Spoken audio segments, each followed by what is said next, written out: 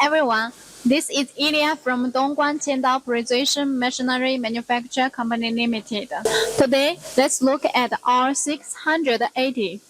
It's a 6-axis CNC grinding machine. This is a small machine footprint with a large working envelope. Every part on the machine, from the positioning of the grinding wheel on the C-axis, centralized to reduce thermal influence, to the Qiandao designed linear motors, have been designed to enhance accuracy. The THK brand ball screw increase the productivity and make the operator's day easier. Now the machine is producing this workpiece. The diameter is only 1 millimeter. Look at the handheld remote pendant. It provides operators with easier access to the machine during setup. Here is the cantilever control panel. It has the function keys for quick configuration of operation.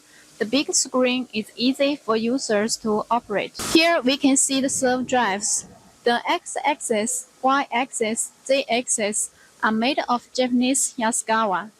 All electric switches are made of French Schneider.